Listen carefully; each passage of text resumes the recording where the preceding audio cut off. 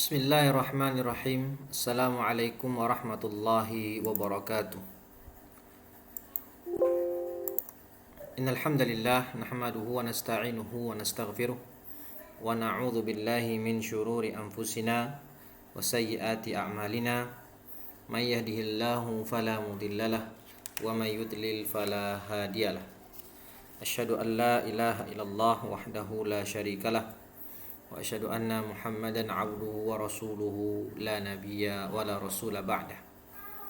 Amma ba'd, fa inna asdaqal hadithi kitabullah wa khairul huda huda Muhammad sallallahu alaihi wasallam wa syarrul umur muhdatsatuha wa kullu muhdatsatin bid'ah wa kullu bid'atin dhalalah wa kullu dhalalatin finnar. Kaum muslimin dan muslimat yang dirahmati oleh Allah Subhanahu wa taala, alhamdulillah berjumpa kembali bersama saya Muhammad Rizky Pradana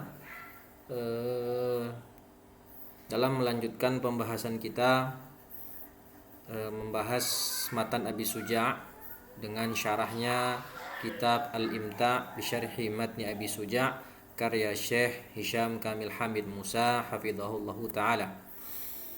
Yang mana di pertemuan sebelumnya, pertemuan terakhir, kita sudah masuk membahas rukun salat, rukun-rukun salat. Dan sedikit pengulangan saja, yang namanya salat ada 4 pembahasan. Yang pertama syarat, ada syarat sah, ada syarat wajib, kemudian ada rukun, kemudian ada sunnah ab'ad dan sunnah hayat. Ada 5 Kalau mau dirinci ada 5. Syarat sah, syarat wajib, ada rukun, ada sunnah ab'ad dan sunnah hayat. Kita sudah membahas syarat sah, kita juga sudah membahas syarat wajib, dan kita sudah membahas juga di pertemuan terakhir rukun-rukun salat. Dan sekarang kita masuk ke sunnah-sunnah salat. Nah, di judul di atas insyaallah kita akan membahas sunnah-sunnah sebelum sholat, sebelum masuk ke dalam sholat, dan juga sunnah-sunnah ketika sudah masuk ke dalam sholat. Dan insyaallah pada hari ini kita akan membahas sunnah ab'ad. Taib, langsung saja kita masuk ke pembahasan.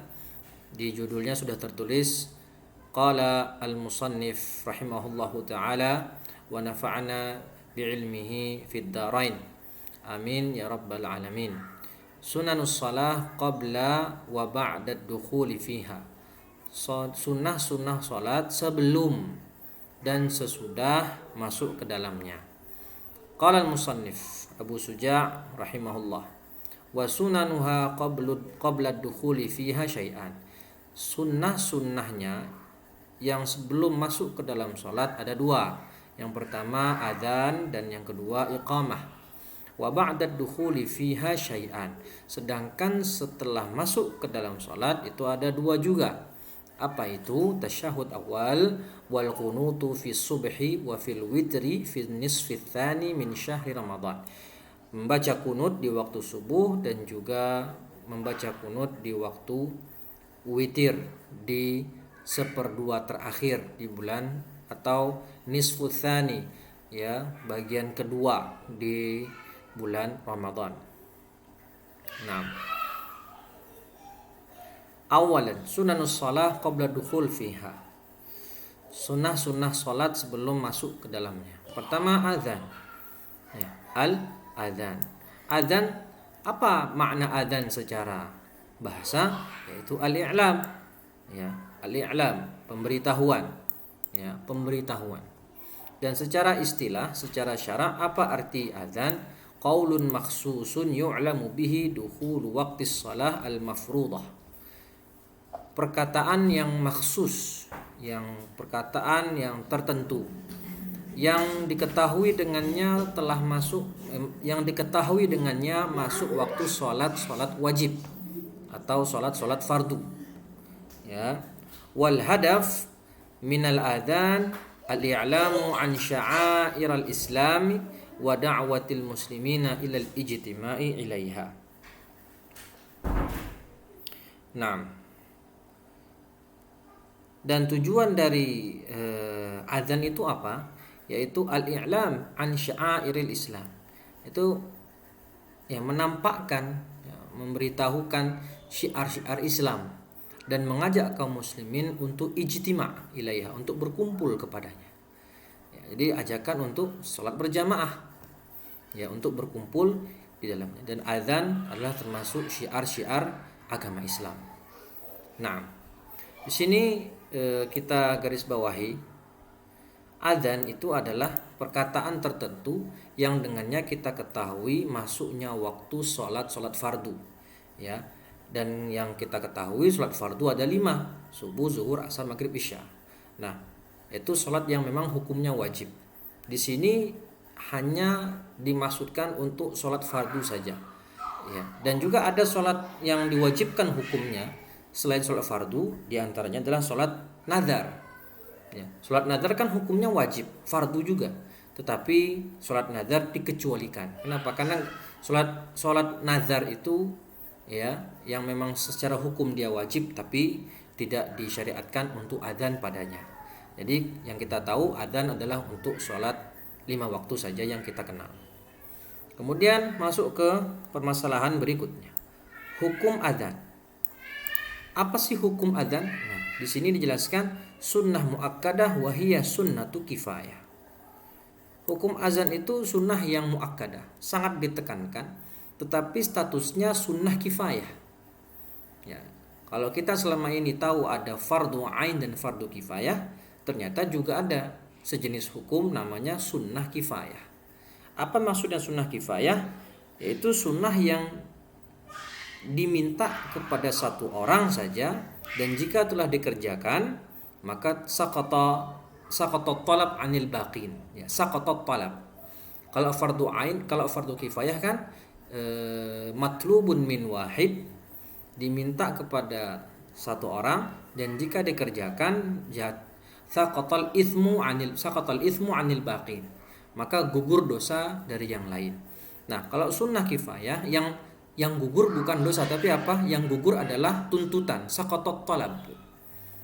Ya, jadi dia waman fa'ala, siapa yang mengamalkan di antara mereka, saqatat talab anil baqin. Itu apa namanya? Hukum adzan. Ya, hukum adzan yaf'aluha muadzin wahid fil masjidil wahid. Ini untuk orang yang apa? Yang berjamaah di masjid. Tapi kalau dia sendiri, ya, kalau dia sendiri, maka jatuhnya adzan bagi dia adalah fardu sunnatu ain. Jadi kalau berjamaah itu hukum adzan adalah sunnah kifayah, salah satu orang saja yang adzan. Maka ketika sudah adzan satu orang, maka saqatat talab, gugur tuntutan dari yang lain.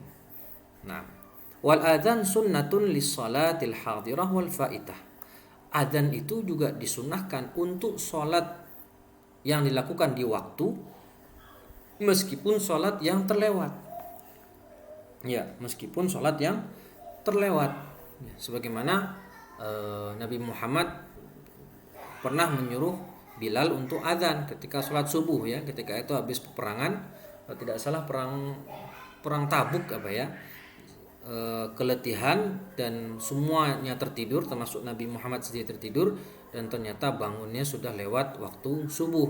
Akhirnya disuruh Bilal untuk adzan. Ini kan berarti mereka para sahabat itu, Bilal itu adzan untuk waktu sholat subuh yang sudah terlewat. Itu namanya sholatul faitah.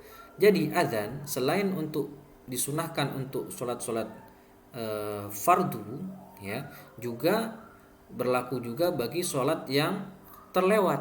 Ya, di sini sholat yang hadirah dikerjakan di waktunya, dan juga sholat yang terlewat.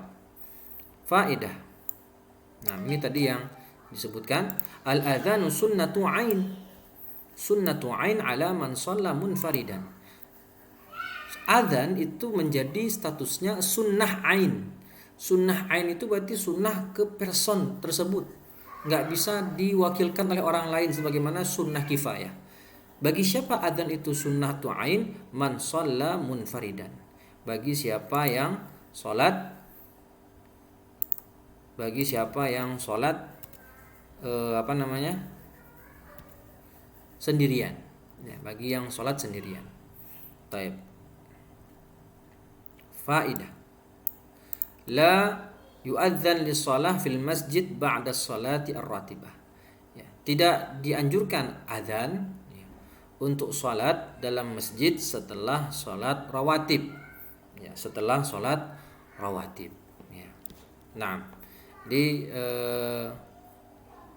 ketika misalnya apa namanya, orang sudah selesai sholat di masjid yang sudah selesai dilaksanakan sholat di sana, kemudian kita namanya apa, datang terlambat dengan jamaah yang belakangan, maka di sana kalau mau azan ya silahkan, tetapi azannya dengan suara pelan, ya, dengan suara pelan, atau ya tidak usah azan sama sekali. Ya, jadi karena kita jamaah yang terlambat, karena sudah di masjid tadi sudah selesai dilaksanakan sholat, maka tidak perlu lagi namanya azan. Ya, la yu'adzanu lis-shalah fil masjid ba'da shalat ar-ratibah, ba'da sholati ar-ratibah. Tidak diazankan lagi untuk sholat dalam masjid setelah sholat rawatib. Kemudian dalil masyru'iyatil adzan, dalil disyariatkannya adzan. Apa dalilnya adzan? Ma rawahul Bukhari wa Muslim, idza hadaratis salatu falyu'adzin lakum ahadukum wal ya'ummakum akbarukum. Jika telah masuk waktu salat, maka hendaklah salah seorang dari kalian azan. Falyu'adzin lakum ahadukum. Hendaklah kalian, salah seorang dari kalian azan, ya, untuk kalian. Wal ya'ummakum akbarukum. Ya, dan hendaklah yang menjadi imam adalah orang yang paling tua di antara kalian. Nah, ini dari hadis Nabi SAW.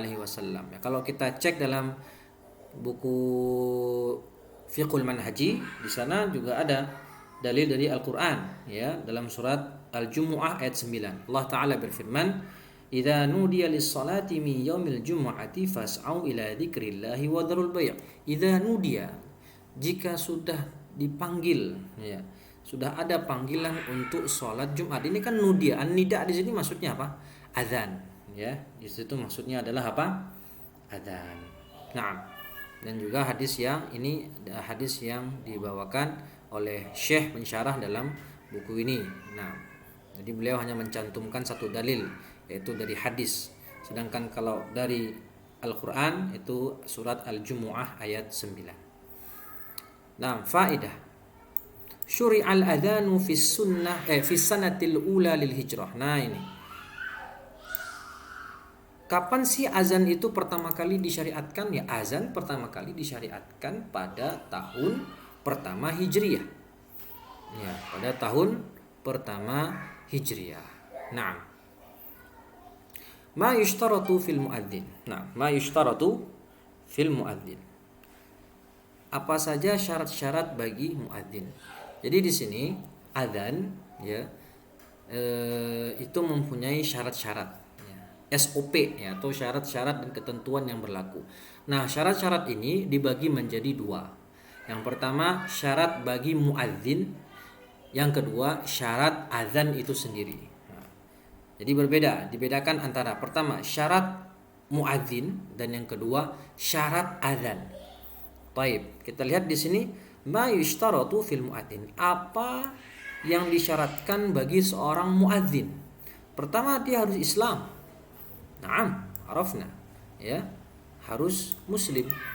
Enggak sah azan dari orang kafir. Baik. Yang kedua, al-mumayyiz atau at-tamyiz.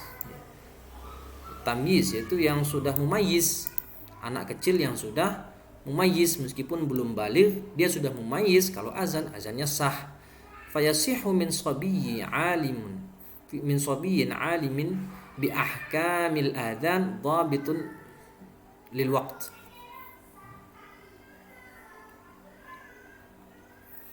Jadi boleh azan itu dari anak kecil, sobi yang sudah mumayyiz dan dia tahu dengan hukum-hukum azan dan mengetahui waktu, ya, mengetahui masuknya waktu sholat.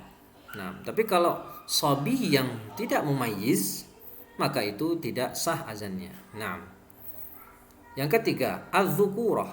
Nah, kita masih berbicara syarat muadzin. Yang ketiga, az-dzukurah yaitu apa? Harus laki-laki. Fala yasihu adzanul mar'ah lirrijal, maka tidak sah azan perempuan ya terhadap laki-laki. Ya, dan perempuan sendiri pun tidak, ketika mereka berjamaah dengan sesama perempuan, maka tidak disyariatkan bagi mereka untuk azan. Ya, tidak disyariatkan bagi mereka untuk azan. Tapi yang disunahkan, disyariatkan adalah qomat, ya, iqamah.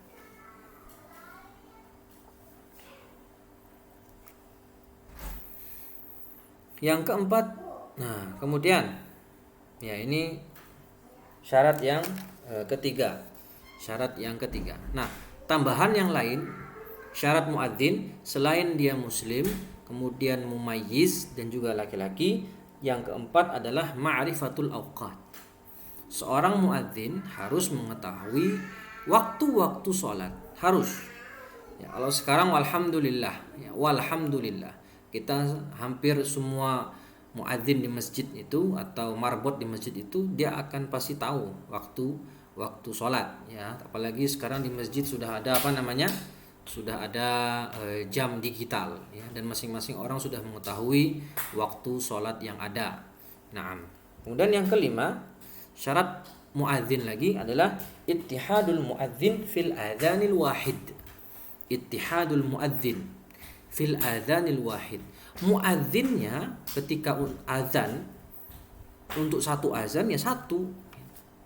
Muazin untuk satu azan satu. Jadi nggak boleh misalnya nih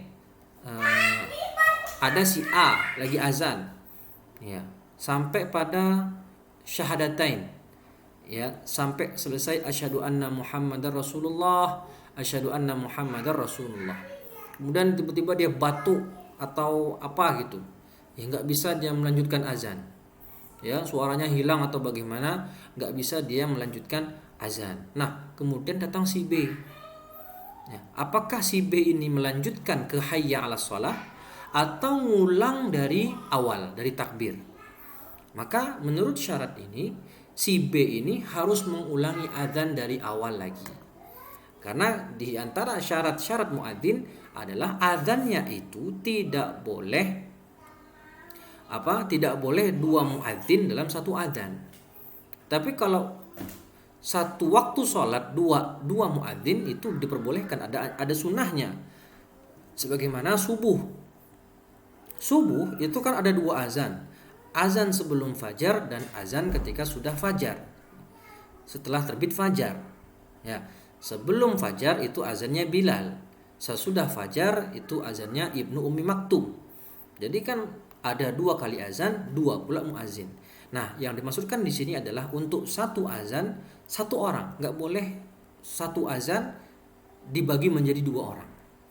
Ya, saya pernah melihat kasus itu ya, ketika waktu masih di Jakarta itu ada dua bocah, ya, mumayyiz, ya, sudah terpenuhi syaratnya, Islam iya, mumayyiz iya, laki-laki iya, tapi bocah ini azannya bergantian, ya, untuk sholat misalnya sholat asar gitu ya, saya lupa sholat apa, cuman ketika masuk waktu sholat mereka azan gantian, Allahu Akbar gantian, Allahu Akbar, ini nggak sah, ya. Jadi kalau mau azan satu orang satu, ya, tidak boleh satu azan bergantian. Naam. Baik, itu syarat-syarat muadzin. Nah, sekarang kita masuk ke syarat-syarat azan. Nah, syarat-syarat azan yang pertama adalah tartibul kalimat. Ya. Kalimat azan tadi harus tertib, harus urut. Ya, ini insyaallah saya rasa yang sudah terbiasa azan dan selama ini kita dengar, ya, hampir atau mungkin sangat jarang kita mendengar azan yang kebalik-balik lafaznya. Pasti semua azan lafaznya yang seperti kita dengar, Allahu Akbar, Allahu Akbar, Allahu Akbar, Allahu Akbar, asyhadu an la ilaha illallah dan seterusnya. Ya, insyaallah syarat ini terpenuhi karena saya sendiri juga termasuk sangat jarang mendengar azan yang lafaznya tidak urut, kebalik-balik. Ya, taib. Kemudian yang kelima, ya, ini syarat azan yaitu al-wila. Apa itu al-wila? Al-muwalah. ya, al-muwalah. Lafaznya berkesinambungan. Tidak boleh diputus dengan sesuatu yang lama. Ya, baina kalimatil adzan. Al-muwalah tidak boleh terputus. Jadi harus terus, ya, harus terus, tidak boleh ada fasal, ya, pemisah dalam jangka waktu yang cukup lama. Tapi kalau fasalnya cuma 3 detik atau 4 detik ya itu tidak masalah, ya, mungkin untuk ngambil nafas, ya. Tapi kalau fasalnya sampai 5 menit 10 menit, nah ini hilang syaratnya, maka ulangi azan dari awal lagi. Itu maksudnya mualah, ya, itu maksudnya mualah. Nah, kemudian yang keenam, ya, yang keenam di sini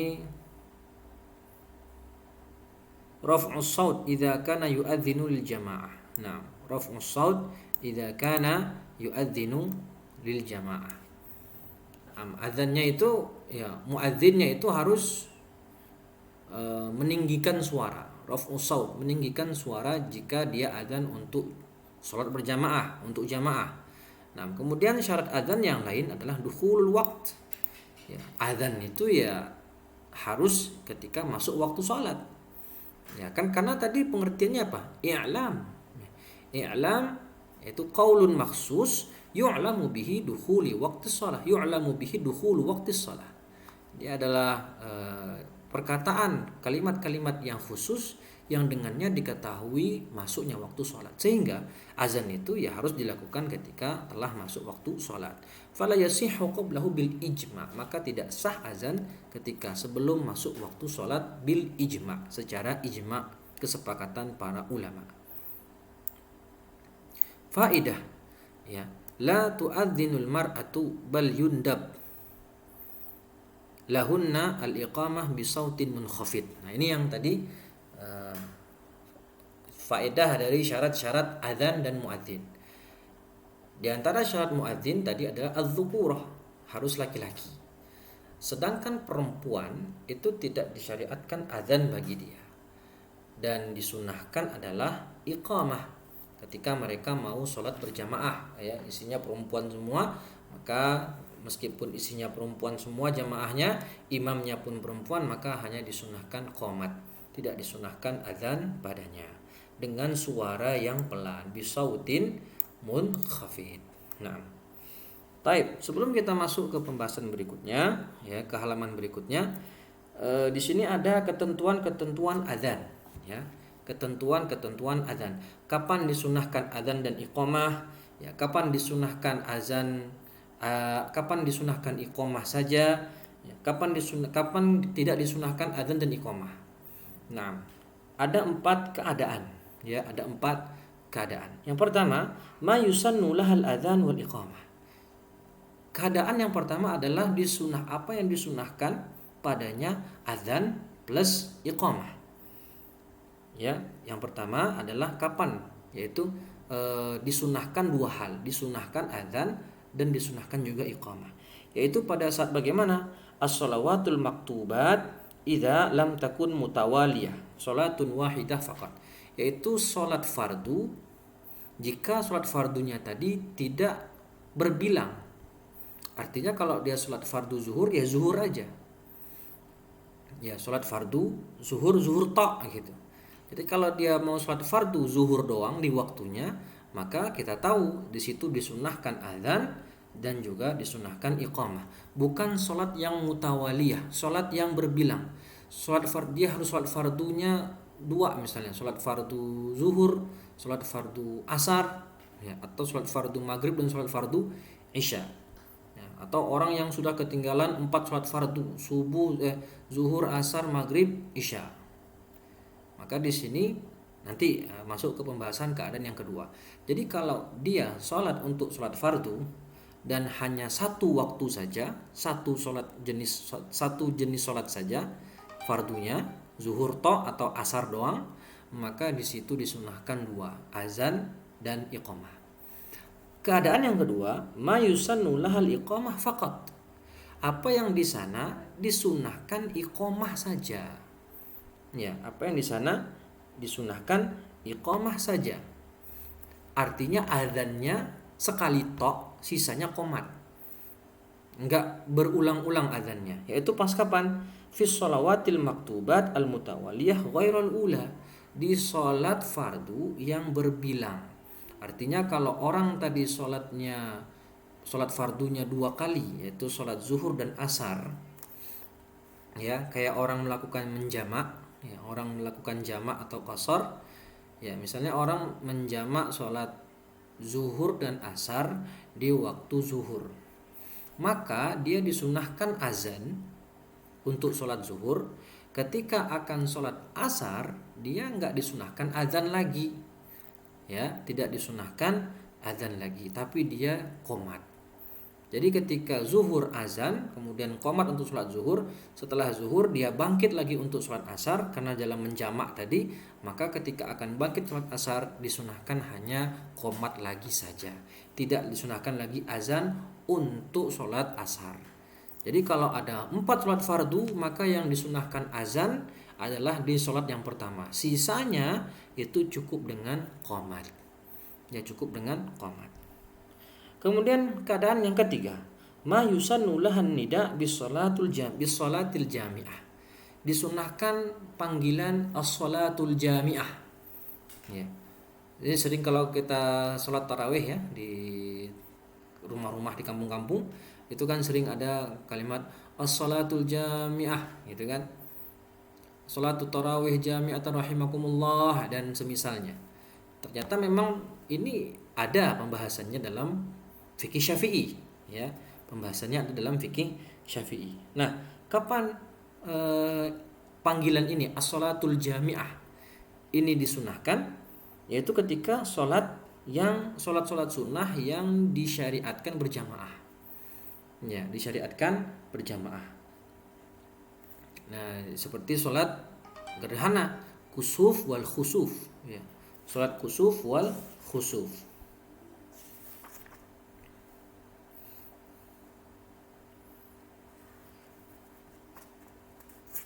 Itu dalilnya bisa kita lihat di di buku Fiqhul Manhaji, ya, dalam Fiqhul Manhaji. Dalilnya apa? Dalil kalimat as-shalatul jami'ah itu rawahul Bukhari wa Muslim an Abdullah bin Amr bin As radhiyallahu anhuma qala lamma inkashafati syamsu ala ahdi Rasulillah nudiya as-salatu jami'ah. Ketika gerhana matahari tiba di masa Nabi Muhammad SAW, maka diserukan panggilan as-salatu jami'ah. Hadis ini memang konteksnya berbicara ketika sholat gerhana matahari. Tapi para ulama Syafi'iyah mengkiaskan dengan sholat sunnah yang lain yang di sana dianjurkan berjamaah. Ya, seperti sholat tarawih. Sholat tarawih kan dianjurkan berjamaah, bahkan pernah dilakukan di masa Nabi meskipun cuma 3 hari, dan juga dilakukan di masa Umar bin Khattab radhiyallahu taala anhu. Maka karena ilahnya sama-sama sholat sunnah yang di sana berkumpul manusia, disyariatkan, disunahkan untuk berjamaah, maka kalimat as-salatu jami'ah juga dipakai di selain sholat gerhana matahari. Bisa juga dipakai di sholat gerhana bulan, atau di sholat Id, Idul Fitri, Idul Adha, di sholat istisqa, ya, dan yang semisalnya. Pokoknya kalimat as-salatu jami'ah ini disunahkan ketika pada sholat sunnah yang disyariatkan untuk berjamaah. Tusannu fihal jamaah. Ya, sholat Id, kusuf wal khusuf, kemudian istisqa, ya, dan kemudian sholat tarawih, ya, sholat tarawih. Taib, ya. Jadi kalau sholat Idul Fitri kan nggak ada azannya, ya, adanya as-salatu jami'ah. Taib. Kemudian keadaan yang keempat, mala yushra'u lahun nida. Nah, ini tidak disyariatkan apapun, nggak azan, nggak iqamat, bukan juga nida. Ya, panggilan as-salatu jami'ah tidak disunahkan, tidak disyariatkan panggilan apapun. Itu dalam kasus pertama sholat jenazah. Ya, sholat jenazah tidak disunahkan padanya kalimat as-salatu jami'ah. Ya, tidak disunahkan padanya as-salatu jami'ah. Naam. Kemudian ar-rawatib allati la tusannu lahal jamaah. Kemudian di salat-salat rawatib atau salat-salat sunnah yang memang tidak disunahkan untuk berjamaah, seperti salat sunnah qabliyah, ba'diyah, salat duha. Ya, itu ya tidak disunahkan padanya jamaah. Maka kalau dia sholat sunnah yang disyariatkan berjamaah, disunahkan berjamaah padanya, maka disunahkan panggilan as-salatu jami'ah. Kalau sholat-sholat sunnah yang tidak disunahkan padanya jamaah, maka tidak perlu memakai kalimat as-salatu atau nida as-salatu jami'ah. Naam. Jadi itu ada 4 keadaan ketentuan azan, iqamat dan juga kalimat as-salatu jami'ah. Wallahu a'lam. Baik, berikutnya sunanu al-adzan. Ya. Sunanul adzan. Apa saja sunnah-sunnah adzan? An yatawajjah al-muadzin ila al-qiblah fahiya asyraful jihad. Ya, menghadap kiblat. Ya, wa fahiya asyraful jihad, yaitu arah yang paling mulia. Yang kedua, an yakuna tahiran minal hadatsil akbar wal asghar. Dia harus suci dari hadas besar dan hadas kecil. Dari sini kita tahu kalau ada orang azan dalam keadaan berhadas, baik hadas kecil maupun hadas besar, itu azannya sah, tapi itu dihukumi makruh. Apalagi kalau dia berhadas besar, lagi junub, belum mandi, belum bersuci, langsung azan. Azannya sah tetapi dalam keadaan karahah syadidah, karena dia berhadas besar. Yang ketiga, al-adzan qa'iman. Hendaklah muadzin tadi kalau adzan disunahkan berdiri. Ya. An yaltafita bi unuqihi la bi sadrihi yaminan, ya, fi hayya 'ala shalah wa yaltafitu yasaran fi hayya 'ala falah. Ini. Jadi kalau azan, di antara sunnah-sunnah azan adalah ketika membaca hayya 'ala shalah itu kepalanya berpaling ke kanan. Hayya 'alas shalah. Kalau membaca hayya 'alal falah itu berpaling nengok ke sebelah kiri. Naam, ya, nengok ke kanan dan nengok ke kiri ketika dibacaan hayya 'alas shalah ke kanan dan hayya 'alal falah nengok ke kiri. Kemudian sunnah yang kelima, tartilul adzan wa ta'anni fihi. Bacaan adzan itu ya harus tartil, ya, harus sesuai tajwid dan makhrajnya, panjang pendeknya harus benar. Tidak hanya suara yang bagus tapi juga tajwid bacaan adzannya tersebut benar. Dan ta'anni, pelan-pelan, santai. Karena kalau enggak pelan-pelan itu namanya qomat, ya, seperti qomat berarti. Kemudian yang keenam, at-tarji'u bil adzan, ya. Apa maksudnya at-tarji'? An ya'tiya al-muadzin bisyahadataini sirran qabla an yajhara bihima. Yaitu muadzin tadi membaca 2 kalimat syahadat secara sir, secara pelan-pelan sebelum dia jaharkan. Jadi gini, azan nih. Allahu akbar, Allahu akbar. Allahu akbar, Allahu akbar. Asyhadu an la ilaha illallah wa asyhadu anna Asyhadu anna Muhammadar Rasulullah. Asyhadu anna Muhammadar Rasulullah. Asyhadu an la ilaha illallah. Itu. Jadi sebelum dia membaca 2 kalimat syahadat dalam azan dengan suara tinggi, dia membaca dulu 2 kalimat syahadat tadi dengan bacaan sir. Itu namanya at-tarji'. Ya. Apa hikmahnya? Ya, Dr. Labib menjelaskan hikmahnya adalah supaya umat Islam tadi ingat bahwasanya dulu mereka ketika awal-awal Islam itu mereka susah untuk mengeraskan suara azan. Ya, di awal Islam. Sekarang Allah berikan kepada mereka kenikmatan untuk bisa azan dengan suara yang keras. Ya, itu namanya at-tarji', yang membaca syahadat, 2 kalimat syahadat secara sir dulu sebelum diucapkan secara suara yang keras. Kemudian at-tathwib. Ya, apa itu at-tathwib? Ketika azan subuh, yaitu mengucapkan as-salatu khairum minan naum. Ini namanya at-tathwib. Ya, ini mafhum insyaallah sebanyak dua kali setelah membaca kalimat hayya 'alal falah. Sunnah yang ke-8, an yakunal muadzinu hasanus saut wa hasanul khulq. Hasanu al-khulq.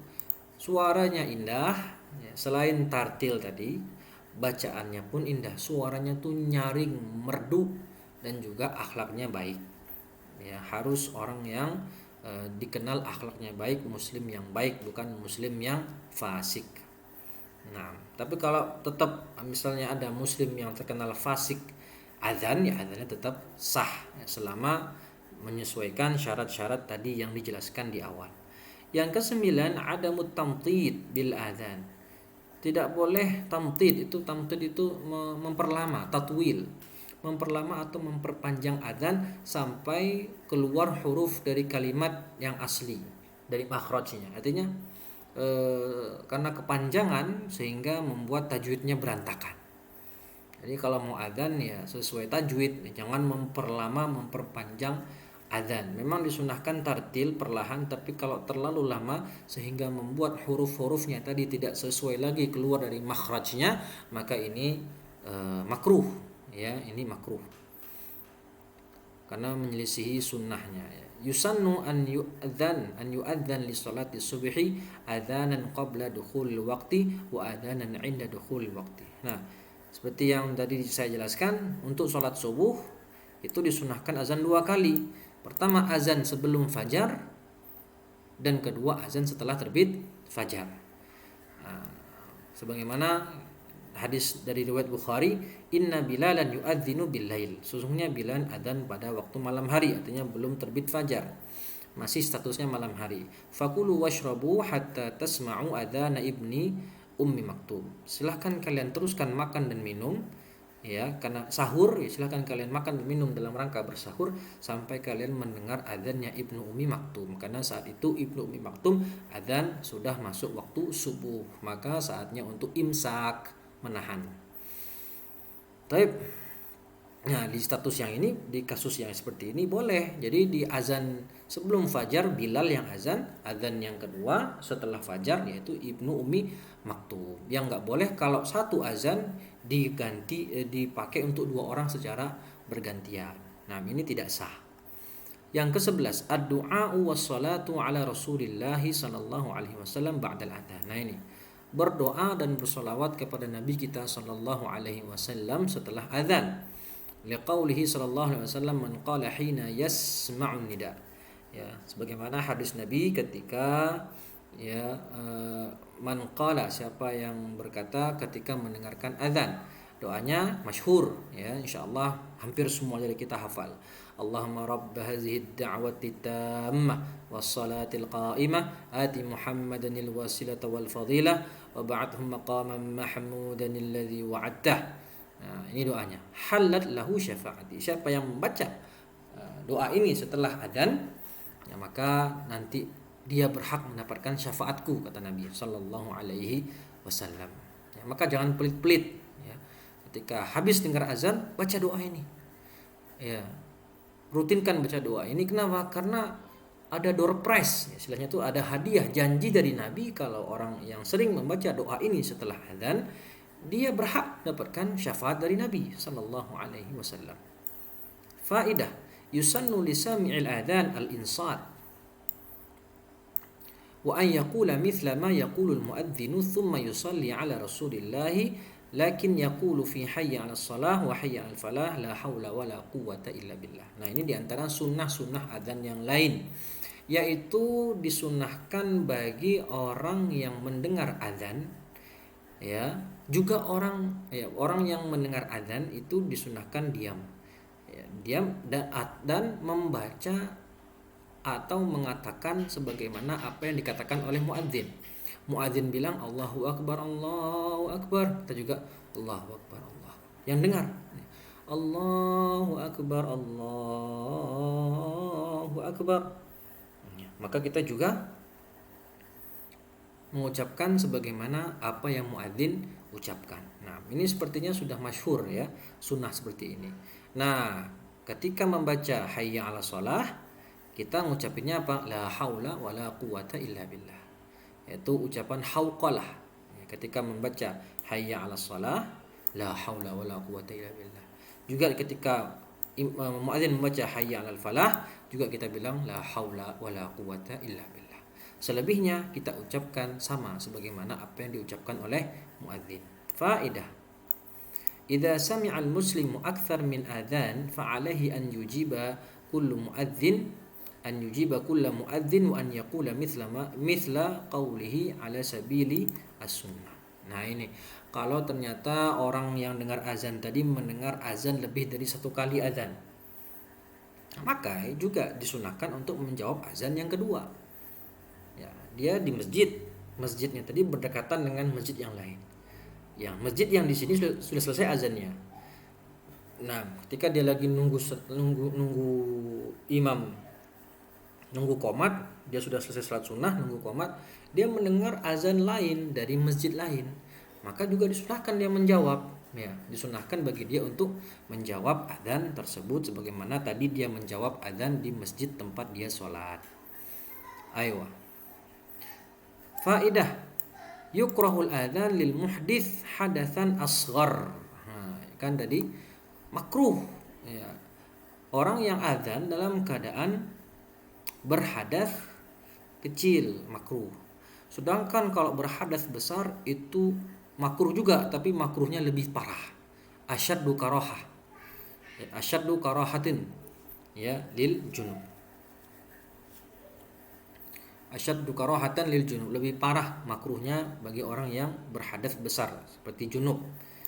Nah, yushra'u fi salawatin nafli kal 'idain an yunada laha as-salatu jami'ah wa la yushra'u al-adzanu laha. Nah, ini tadi yang sudah kita bahas, ya. Disyariatkan untuk salat-salat sunnah yang di sana disunahkan untuk berjamaah seperti salat Idul Fitri dan Idul Adha. Itu untuk mengucapkan kalimat panggilan as-salatu jami'ah dan tidak disyariatkan padanya adzan. Faedah. Nah, lafaz adzan. Lafaz adzan ini sudah kita ketahui bersama, ya, lafaz adzan. Nah, tidak perlu kita terlalu banyak membacanya ini, ya, karena kita tahu insyaallah bagi yang sudah dewasa atau mungkin yang anak-anak pun sudah hafal, ya, sudah hafal lafaz adzan ini. Kemudian kita masuk ke pembahasan berikutnya, iqamah. Jadi ada dua sunnah, ya, ada dua sunnah sebelum masuk ke dalam sholat, ya. Ada dua sunnah sebelum masuk ke dalam sholat, yaitu adzan dan iqamah, sebagaimana perkataan musannif Abu Suja, yaitu perkataan di matan tadi. Iqamah qaulun maksusun syuri'a listinhadil hadirina ila shalah. Dia perkataan yang maksus disyariatkan untuk membangkitkan orang yang hadir untuk melaksanakan sholat. Ya, karena kan dalam qomat ada qad qamatis shalah, qad qamatis shalah, yaitu kalimat untuk, ya, untuk memberitahu bahwasannya sholat akan segera dilaksanakan. Hukumnya sunnah kifayah sama dengan adzan tadi. Syarat-syaratnya nafsu syurutil adzan. Syarat qomat sama dengan syarat adzan. Ya, muslim, ya, mumayyiz, kemudian laki-laki, ya, dan seterusnya. Ya, jadi syarat adzan dengan syarat iqamah sama. Ya, sama. Kemudian faedah.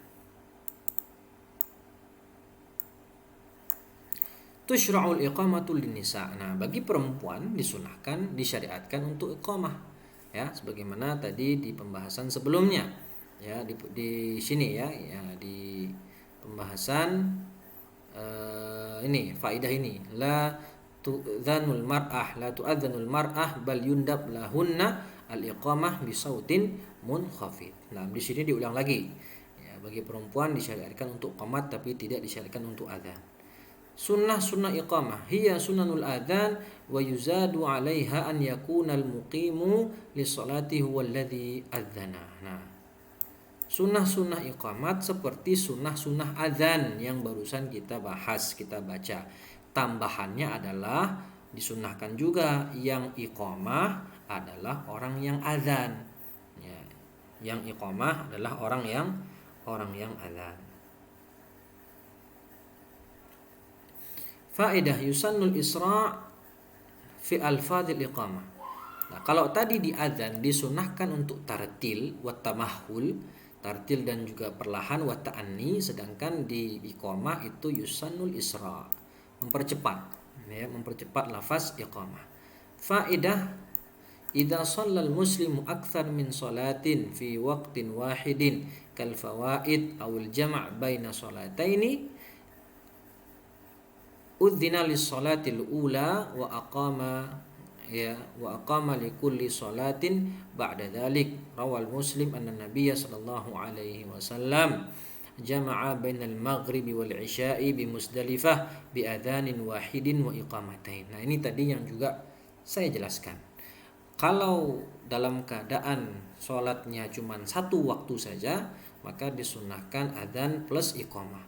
Tapi kalau sholat fardunya itu lebih dari satu kali fardu, maka dia disunahkan saja azan pertama, dan di sholat-sholat berikutnya dia cukup iqamah saja tanpa perlu mengulangi adzan. Ya, mengulangi adzan. Seperti orang yang sholat yang terlewat, sholatul faitah, dia ketinggalan sholat lebih dari satu waktu, sholat zuhur, asar ketinggalan, maka ketika dia mengqadha sholat tadi, dia cukup azan pertama saja, dan sholat yang kedua cukup qomat saja tanpa mengulangi azan, atau sebagaimana orang yang menjamak sholat. Baik. Karena ini dari hadis Nabi Muhammad pernah menjamak sholat maghrib dan isya di Muzdalifah dengan satu kali adzan, yaitu ketika maghrib, melaksanakan maghrib, kemudian melakukan 2 qomat. Ya, jadi ketika akan sholat isya itu Nabi hanya mengulangi qomat saja, tidak mengulangi adzan. Lafaz iqamah ini masyhur, ya, Allahu akbar, asyhadu an la ilaha illallah, ya. Nah, ini masyhur, ya. Kalau di adzan itu 2 kali, ya. Kalau di takbir itu 4 kali, tapi kalau di iqamah takbirnya cuma 2 kali, sisanya 1 kali. Nah, faidah al-muadzin amlak bi waqtil adzan, amlaku bi waqtil adzan wal imam amlaku bi waqtil iqamah. Muadzin orang yang berhak dalam masalah waktu adzan, sedangkan imam orang yang paling berhak ketika akan melakukan iqamah. Artinya ketika muadzin mau adzan, setelah waktu masuk dia mau adzan, ya silahkan adzan. Itu hak dia. Dia yang paling memiliki hak untuk adzan di awal waktu, adzan tepat waktu. Nah, untuk masalah iqamah, muadzin nunggu imam dulu. Nah, itu maksudnya. Karena imam itu yang paling berhak memiliki waktu iqamah. Jadi muadzin jangan qomat dulu sebelum imam mengizinkan dia untuk qomat, ya, sebelum imam datang. Naam. Karena imam hak yang paling berhak, amlak bi waqtil iqamah. Taib, alhamdulillah tadi selesai sunnah sebelum sholat adzan dan iqamah. Nah, kita masuk ke pembahasan berikutnya, yaitu sunnah ketika sudah berada dalam sholat. Nah, yang insya Allah kita bahas pada kesempatan kali ini adalah sunnah ab'ad. Insya Allah di pertemuan berikutnya kita akan membahas sunnah hayat. Yang pertama, thaniyan sunanus shalah ba'da dukhuli fiha, yaitu sunnah ab'ad. Sunnah yang dilakukan ketika sudah masuk ke dalam sholat adalah sunnah ab'ad, yaitu sunnah muakkadah. Apa itu sunnah ab'ad? Nah, apa itu sunnah ab'ad? Yaitu hiya allati yujbaru tarkuha bisujudi sahwi, yang mana sunnah ini bisa ditutup, bisa diganti dengan sujud sahwi kalau terlupa, kalau terlewat. Ya, jadi kalau rukun terlewat itu harus dikejar rukun tadi. Ya, harus dilakukan rukun tadi. Ya, kalau enggak sholatnya bisa batal. Tapi kalau sunnah ab'ad, kalau terluput maka sholatnya tidak batal, tapi bisa ditutup dengan sujud sahwi. Nah, sunnah ab'ad itu setidaknya ada 5. Ada 5 sunnah. Yang pertama, tasyahud awal fi sholati tsulatsiyah war rubaiyah, di dalam sholat yang jumlahnya 3 rakaat atau sholat yang jumlahnya 4 rakaat. Itu tasyahud awal atau tasyahud al-awsat, tasyahud yang di tengah. Ya, karena Rasulullah yaqulu fi kulli rakaatain at-tahiyat. Bahwasanya Rasulullah SAW berkata setiap 2 rakaat itu at-tahiyat. Artinya beliau bertasyahud setiap 2 rakaat, ya, bertasyahud setiap 2 rakaat. 6. Kemudian sunnah ab'ad yang kedua, kunut dalam sholat subuh. Taib. Jadi dalam mazhab Syafi'i yang memang dianut oleh sebagian besar muslim di Indonesia, kunut subuh adalah termasuk sunnah ab'ad, yang mana kalau terlewat mereka akan melakukan sujud sahwi untuk menutupinya. Nah, ya, karena memang permasalahan kunut ini memang masalah yang khilafiyah. Ya, masalah yang khilafiyah. Ya, ada 4 madhab. Yang pertama, Imam Abu Hanifah mengatakan itu bid'ah. Kalau mau kita lihat secara rinci bisa dibuka buku Shahih Fiqh Sunnah. Di situ dijelaskan bahwasannya ya, bahkan ada 5 pendapat. Pendapat yang pertama, Abu Hanifah mengatakan tidak disunahkan, bahkan dikatakan bid'ah. Kemudian pendapat yang kedua dan yang ketiga yaitu pendapat Imam Malik dan pendapat Imam Syafi'i. Ya, jadi pendapat yang pertama bid'ah Abu Hanifah, pendapat yang kedua sunnah. Ini pendapatnya Imam Malik dan Imam Syafi'i, ya, rahimahumallahu taala, sunnah. Kemudian pendapat yang ketiga adalah pendapat mazhab Hambali, Imam Ahmad.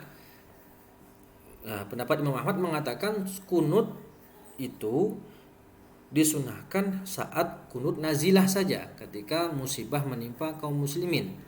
Tapi selain kunut nazilah tidak disyariatkan. Nah, pendapat yang keempat, ya, pendapatnya Ibnu Qayyim dan yang mengikutinya, itu mengatakan kunut itu boleh dilakukan, boleh hendak.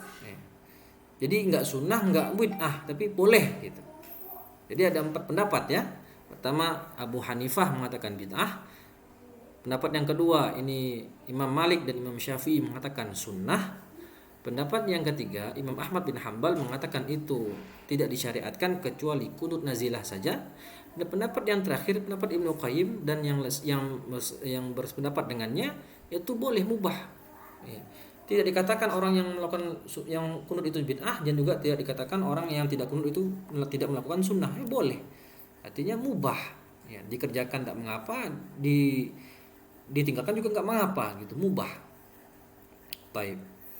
Tapi dalam mazhab Syafi'i, karena kita pembahasannya adalah kitab mazhab Syafi'i, maka di sini disebutkan di antara sunnah ab'ad adalah kunut subuh.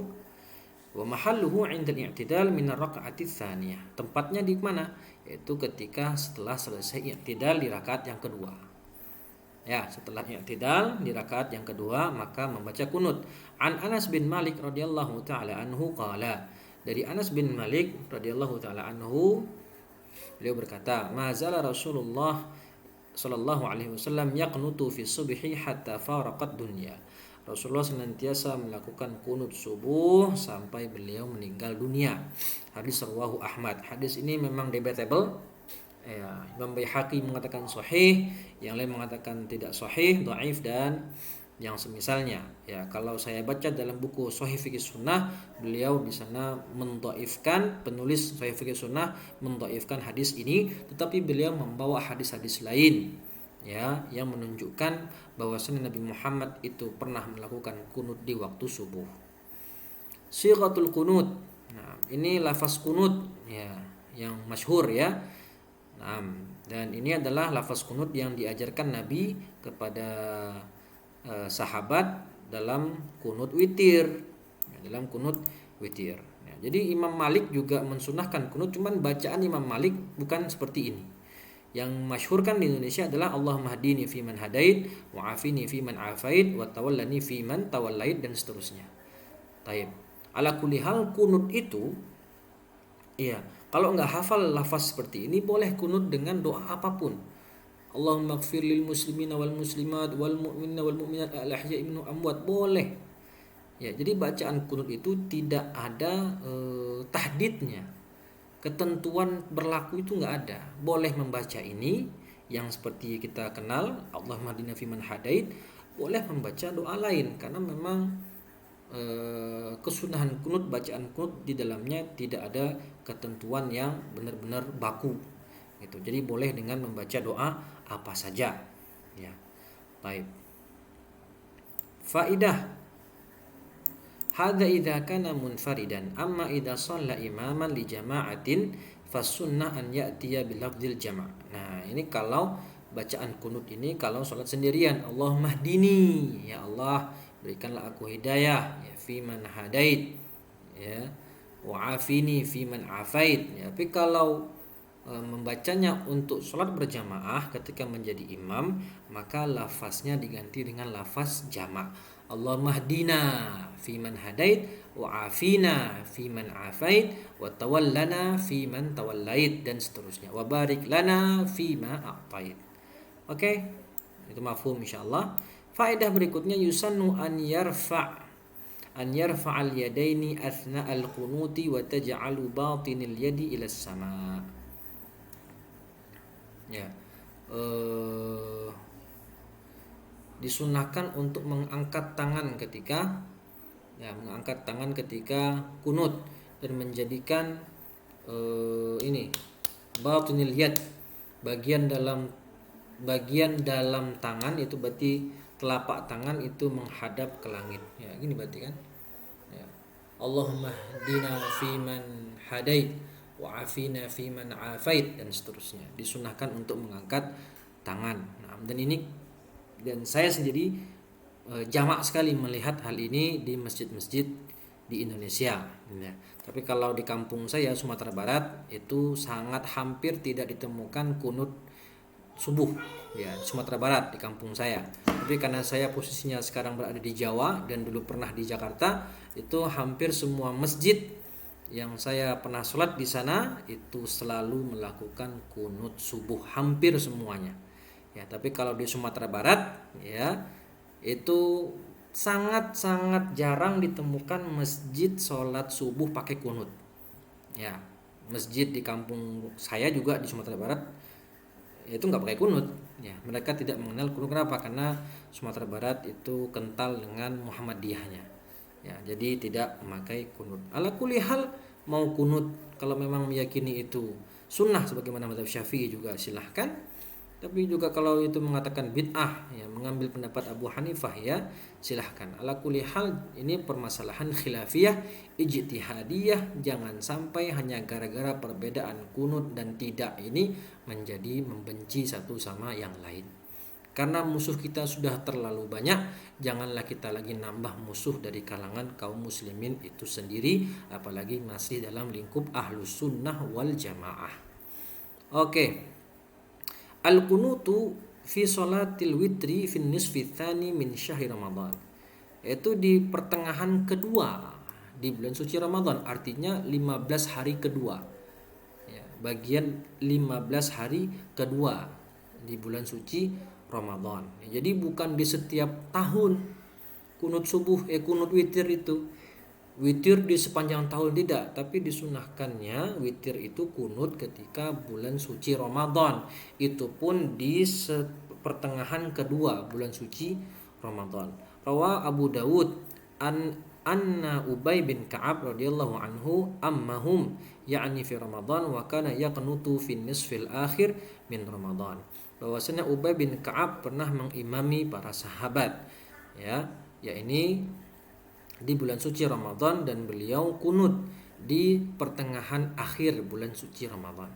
Faedah, ya, ada 4 faedah terakhir. Sumiyat hadhihi sunan ab'adan liqurbiha bil jabri bis sujud minal ab'ad ay al arkan. Dinamakan sunnahnya ini sunnah ab'ad karena dekatnya ia dengan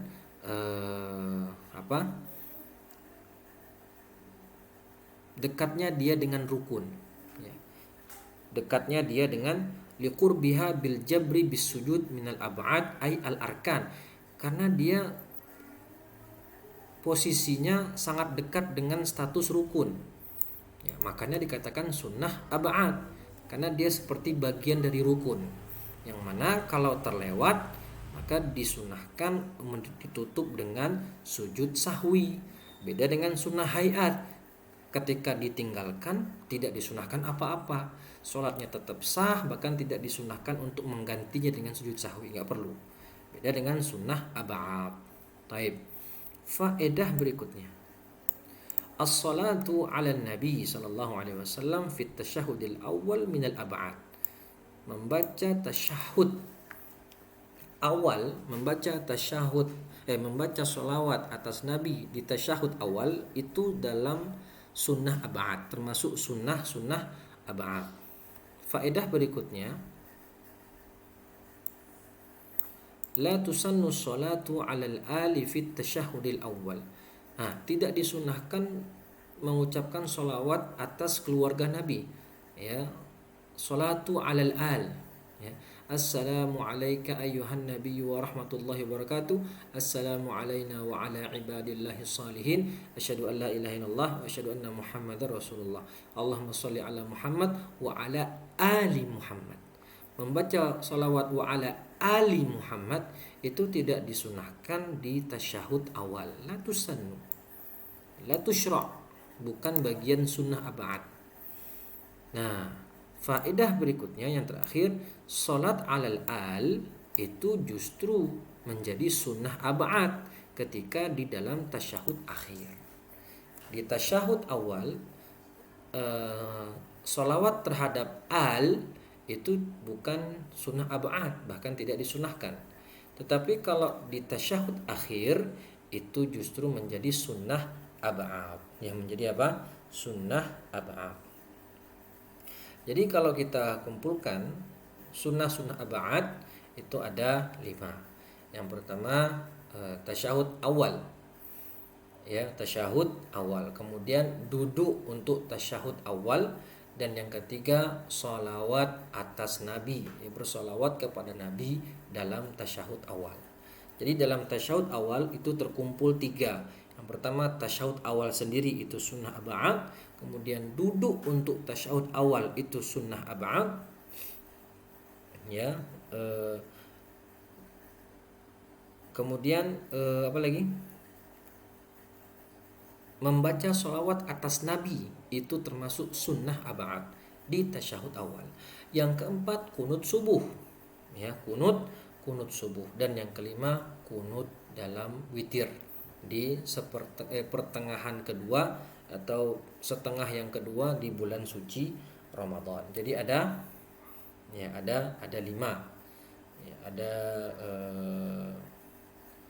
5 sunnah ab'ad dalam mazhab Syafi'i, yang mana jika terlewat bisa ditutup dengan sujud sahwi. Nah, untuk pembahasan sujud sahwi insyaallah di pembahasan tersendiri insyaallah. Nah, alhamdulillah kita insyaallah di pertemuan berikutnya akan masuk ke pembahasan sunnah hayat, yang mana di sini dikatakan sama penulis Abu Suja itu mencapai 15 sunnah. Aslinya itu bisa mencapai lebih dari 15, bisa 20 bahkan lebih. Wallahu ta'ala wa'alam. Tapi mungkin cukup sekian dari saya. Semoga yang sedikit ini bermanfaat, ya, dan menambah ilmu kita tentang ibadah dalam madhab Syafi'i. Wallahu ta'ala wa'alam. Aqulu qawli hadza wa astaghfirullah li wa lakum.